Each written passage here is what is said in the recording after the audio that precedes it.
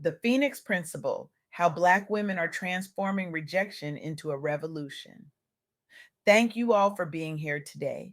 I'm truly honored to stand before you to share extraordinary insights that will challenge everything we think we know about adversity, opportunity, and the remarkable resilience of Black women in America's entrepreneurial landscape. Recently, I had the privilege of interviewing Jennifer Smith, whose groundbreaking research has uncovered a powerful counter narrative to what we typically hear in economic discussions. Jennifer isn't just a researcher, she's a visionary who has dedicated her career to illuminating the invisible economic forces reshaping our world. Her work has influenced policymakers across three continents and helped redirect millions in investment capital toward underserved entrepreneurs. What Jennifer revealed in our conversation turns conventional wisdom completely upside down. And that's what I want to talk about today. We've all heard the troubling statistics, the headlines that tell us about job losses, economic setbacks, and systemic barriers. These stories are real and they matter deeply, but they're devastatingly incomplete. Because beneath these sobering headlines lies an extraordinary story of transformation that isn't being told nearly enough. A story that challenges our most fundamental assumptions about power, resilience, and the true nature of opportunity in America. Here's the surprising truth Jennifer's research has uncovered. Despite experiencing the highest job losses in recent months, Black women are actually at the forefront of reshaping entrepreneurship in America. In 2024, Black owned businesses were more likely to be started by women than by men. This isn't just a statistical anomaly, it's a profound shift in how opportunity is being created and claimed. Think about that for a moment. The very demographic facing some of the steepest economic headwinds is simultaneously driving one of the most significant entrepreneurial movements of our time. This isn't happening by accident, and it certainly isn't happening because the path is easy. In early 2025, nearly half, 49% to be exact, of all new businesses in the United States were started by women.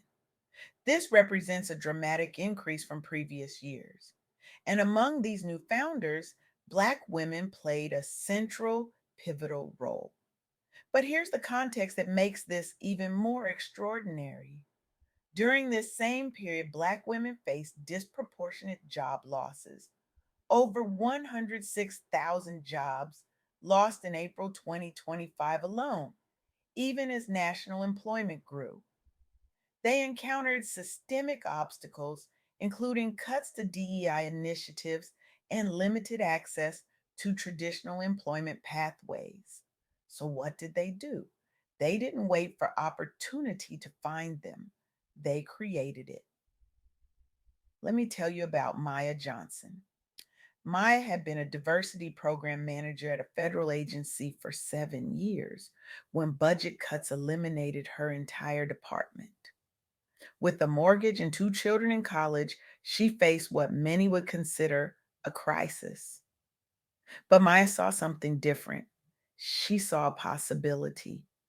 Using her severance package and decades of expertise, Maya launched an HR consulting firm specializing in inclusive hiring practices. Within 6 months, she had hired three other women who had lost similar positions. Today, her firm serves clients in 17 states and generates more revenue than her previous salary ever provided. I didn't start my business because I thought it would be easier than finding another job, Maya told Jennifer. I started it because I realized I could create something that addressed needs I saw in my community that weren't being met. The layoff just gave me the push I needed to do what I probably should have done years ago. Maya's story isn't an outlier, it's being repeated thousands of times across America. Consider the data. In communities where Black women experience the highest rates of job loss, we're also seeing the highest rates of new business formation. Many are turning adversity into opportunity by starting ventures, particularly in community services like healthcare, social assistance, and retail sectors where their impact can be most deeply felt. This entrepreneurial surge has begun reshaping local economies in profound ways. More businesses led by Black women mean increased representation, tailored services for underserved communities, and greater intergenerational wealth building potential. The journey was catalyzed both by necessity, job loss, and aspiration, the desire for autonomy. Policy rollbacks pushed many out of traditional employment, but also motivated collective action towards self determination through business ownership. These aren't just statistics, they represent real women making extraordinary choices in the face of significant challenges. Now, I want to be crystal clear about something. Celebrating this resilience doesn't mean we should accept or normalize the barriers that made this pivot necessary in the first place. The systemic issues remain and they demand our attention and action. But there's something profound happening here that transcends the narrative of victimhood. There's a revolution of agency and determination that deserves to be recognized and amplified. Let's look deeper at what Jennifer's research revealed about the funding landscape these entrepreneurs face. Despite rapid growth among female entrepreneurs, including many from marginalized backgrounds, female only founding teams received just 2.3% of all venture capital invested in startups during the past year. That's $6.7 billion out of hundreds of billions invested. Accessing startup funding remains one of the greatest hurdles. Structural bias means that even high growth potential companies led exclusively by women struggle disproportionately compared with male counterparts. Yet, even here, we see innovation and determination. Some founders have navigated around VC roadblocks through alternative financing models such as crowdfunding or leveraging community based investment networks focused on underrepresented groups. Take Denise Williams, who, after 20 years in banking, found herself pushed out during a reorganization that disproportionately affected women of color. When traditional investors showed little interest in her fintech platform, designed to help underbanked communities build credit, Denise turned to her community. She raised initial capital through a combination of crowdfunding, community investment cooperatives, and partnerships with faith based organizations. Today, her platform serves over 20,000 users and has helped facilitate more than $15 million in affordable loans to people who would otherwise rely on predatory lenders. When conventional doors close, Denise told Jennifer, you don't just find a window, you build an entirely new house. This is the essence of what Jennifer's research reveals. Black women entrepreneurs aren't just adapting to a broken system, they're creating new systems entirely. April's labor statistics revealed an alarming trend.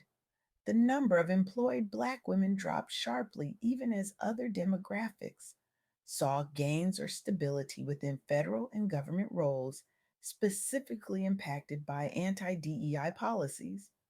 Federal level layoffs hit hardest due to policy rollbacks targeting diversity programs. Overall workforce participation among this group declined significantly over a 1 month period, from March's numbers dropping further into April.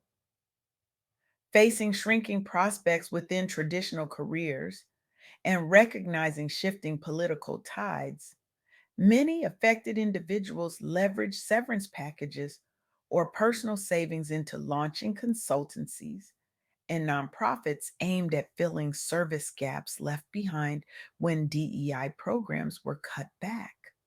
These pivots allowed continued pursuit not only of economic stability, but also mission driven work aligned with values around inclusion and equity, otherwise threatened under current administration policies.